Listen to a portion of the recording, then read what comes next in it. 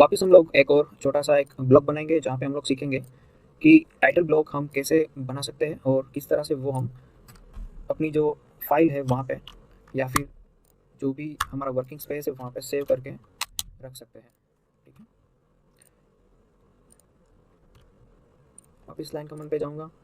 ये लाइन मैंने ड्रॉ कर ली, TR डबल स्पेस, और ये डिलीट हो गई। एक और लाइन मुझे ड्रॉ करनी है वापस, तो मैं लाइन कमांड पे जाऊँगा। ये मैंने ड्रॉ करके रख दी है। फिर ये लाइन मुझे नहीं चाहिए तो डबल स्पेस की TR के साथ, तो ये डिलीट हो गई। फिर यहाँ पे जो मुझे टेक्स्ट इंसर्ट करने हैं उसके लिए मैं जाऊँगा MT एंटर। तो जैसे ही मैं MT एंटर पे गया मुझे यहाँ पे एक विंडो देनी है, तो उस विंडो के लिए वहाँ पे मैं लिखूँगा मैं सीट नेम। फिर जो लेटर है उसकी स्टाइल मैं यहाँ से चेंज कर सकता हूँ। ठीक है, फिर उसकी जो साइज़ है वो भी यहाँ से मैं कस्टमाइज कर सकता हूँ, और ये प्लेस हो चुके हैं। ठीक है, फिर इसको अगर मैं कॉपी करना चाहता हूँ तो मैं यहाँ से ये ऑर्थ ऑफ कर देता हूँ। फिर इसको मैं कॉपी करूँगा, मैंने सिलेक्ट किया, मुझे करना है मल्टीपल, तो M enter, base point select किया और यहाँ पे ये कॉपी हो चुके हैं। फिर यहाँ पे मैं करूँगा डेट। तो इस बार आप देख लेना कि डेट कैसे इंसर्ट होती है, क्योंकि ये जो हम लोग प्रैक्टिस कर रहे हैं वहाँ पे मैं बताऊँगा आपको कि डेट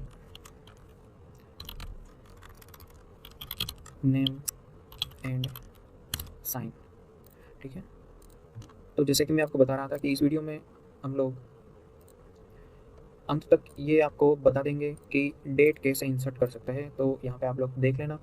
तो मुझे इंसर्ट करना है एट्रीब्यूट्स, तो उसके लिए ATT एंटर। फिर जो एट्रीब्यूट्स मुझे इंसर्ट करना है वो वापस एक बार हम लोग लिखेंगे सीट नेम। यहाँ पे आपको स्पेस नहीं छोड़नी है, वही चीज़ें मैं एक और बार यहाँ पे लिखता हूँ। ठीक है, तो यहाँ पे आप स्पेस अगर छोड़ना चाहते हो तो छोड़ सकते हो, ये सारे ऑप्शंस आप ऐसे ही रख देना। फिर जो हाइट है वो मैं यहाँ से सेट कर सकता हूँ, और मैंने ओके किया और ये हो गया। अगर मैं इसको इंसर्ट करना चाहता हूँ तो यहाँ पे वो इंसर्ट भी कर सकता हूँ एक और बार, यानी कि यहाँ से करूँगा मैं कॉपी इस ऑब्जेक्ट को और यहाँ पे मैं प्लेस कर सकता हूँ। फिर अगर मुझे डेट इंसर्ट करनी है तो डेट के लिए भी मेरे पास एक स्पेसिफिक फॉर्मेट है, तो उसके लिए मैं वापस एक बार इंसर्ट करूँगा एट्रीब्यूट्स, और यहाँ से मुझे लेना है डिफ़ॉल्ट में।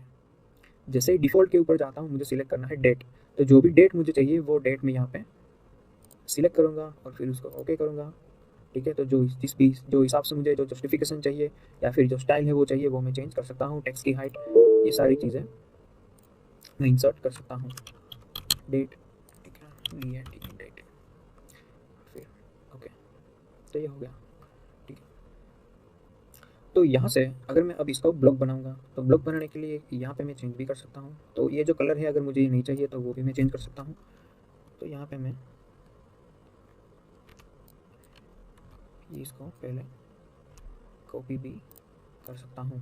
ठीक है, ओके।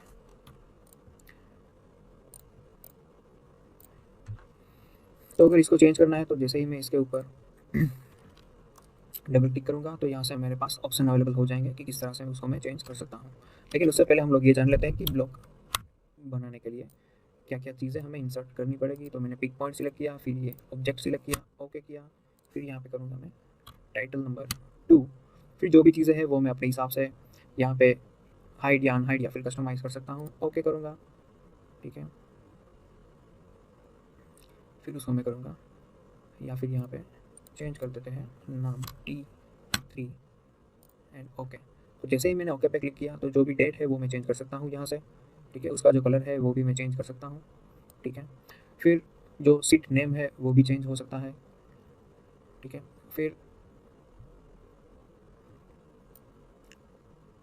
जो यहाँ पे चेंजेस मैंने किए थे वो भी इंसर्ट हो सकते हैं। जैसे कि सबसे पहले मुझे यहाँ पे चेंजेस करने हैं, तो नेम वहाँ पे मैं रखूँगा RA रवि। ठीक है, रवि, और ओके कर दिया मैंने। अब इसको मैं ब्लॉक बनाऊँगा, तो यहाँ पे B एंटर। एक पॉइंट मैंने सिलेक्ट किया, ऑब्जेक्ट सिलेक्ट करना है मुझे, ऑब्जेक्ट मैंने सिलेक्ट किया। फिर मैं यहाँ पे करूँगा ओके, फिर मुझे करना है T4 ओके। तो आप देख सकते हो जैसे ही मैंने ओके किया तो सीट का जो नेम है अगर मैं वो चेंज करना चाहता हूँ तो यहाँ पे मैं लिखता हूँ सीट डैश 1, फिर रवि की जगह अगर मैं करना चाहता हूँ लर्न 1 तो वो मैं कर सकता हूँ, और जो डेट है उसको भी मैं चेंज कर सकता हूँ। फिर मैं करूँगा ओके, ठीक है। तो आप देख सकते हो जो भी मैंने चेंजेस किए वो यहाँ पे अप्लाई हो चुके हैं, ठीक है। फिर एक और चीज़ है जो यहाँ पे ये मैंने डेट सेट की है, तो उस डेट के ऊपर मैं डबल क्लिक करूँगा तो आप देख सकते हो प्रॉपर्टीज़ में उसका जो कलर है वो भी यहाँ से चेंज हो सकता है, उसकी जो लाइन है उसका वेट है वो भी चेंज हो सकता है, जो टाइप है वो भी चेंज हो सकता है, ठीक है। फिर जो टेक्स्ट है उसकी भी हाइट अगर मुझे 2 करनी है तो वो मैं कर सकता हूँ, विथ जो भी मुझे चेंजेस करने हैं वो मैं अप्लाई कर सकता हूँ। तो आप देख सकते हो कि ये सारे चेंजेस यहाँ पे अप्लाई हो चुके हैं, ठीक है। अब अगर इस ब्लॉक को मुझे यूज़ करना है तो मैं जाऊँगा इंसर्ट पे, जैसे ही मैं इंसर्ट पे गया तो ये ब्लॉक मुझे यूज़ करना है T4, ठीक है। तो जो भी ब्लॉक मुझे यूज़ करना है उसके ऊपर मैं क्लिक करूँगा, फिर मुझे ओके करना है, और जैसे ही मैं यहाँ पे प्रेस करूँगा जो भी चीज़ें हैं वो मुझे मान लो कि चेंज करनी है तो यहाँ से वो मैं चेंज कर सकता हूँ, ठीक है। फिर इस बार हम लोग रखते हैं रीनेम R2, सीट का जो नेम है वो यहाँ पे रखते हैं हम लोग सीट 2, ठीक है, और उसको करते हैं ओके। तो आप देख सकते हो कि जो भी चेंजेस मैंने अप्लाई किए हैं वो अप्लाई हो चुके हैं, ठीक है। तो ये सारी चीज़ें हैं जो आप अपने हिसाब से चेंज कर सकते हो। अब मान लो कि ये जो ब्लॉक मैंने यहाँ पे प्रिपेयर किया है, इस ब्लॉक को मुझे एक और मेरे पास ड्राइंग शीट अवेलेबल है वहाँ पे यूज़ करना है। तो जैसे ही हमने पहले देखा कि अगर हम लोग इंसर्ट पे जाएंगे यानी कि आई इंसर्ट करेंगे तो आप देख सकते हो कि एक भी ब्लॉक यहाँ पे अवेलेबल नहीं है। तो उसके लिए मुझे क्या करना पड़ेगा कि ये जो ब्लॉक है उसको मुझे बनाना पड़ेगा राइट ब्लॉक। तो राइट ब्लॉक के लिए मैं जाऊँगा WB और एंटर। तो जैसे ही मैं राइट ब्लॉक पे गया मुझे सिलेक्ट करना है पिक पॉइंट, फिर जो ऑब्जेक्ट है उसको सिलेक्ट करना है, फिर एंटर करना है, और फिर जहाँ पे वो मैं प्लेस करना चाहता हूँ तो वो मैं प्लेस कर सकता हूँ। तो न्यू ब्लॉक 1 मैंने ये रीनेम कर दिया इसका, फिर उसको मैं सेव करूँगा, फिर यहाँ पे ओके करूँगा और यस। तो अब आप देख सकते हो कि अगर मैं यहाँ पे इंसर्ट पे जाता हूँ आई एंटर, तो यहाँ से मेरे पास ऑप्शन अवेलेबल है कि जो ब्लॉक 1 या फिर ब्लॉक यानी कि जो भी ड्राइंग है वो मैं यहाँ से ईजिली इंसर्ट कर सकता हूँ।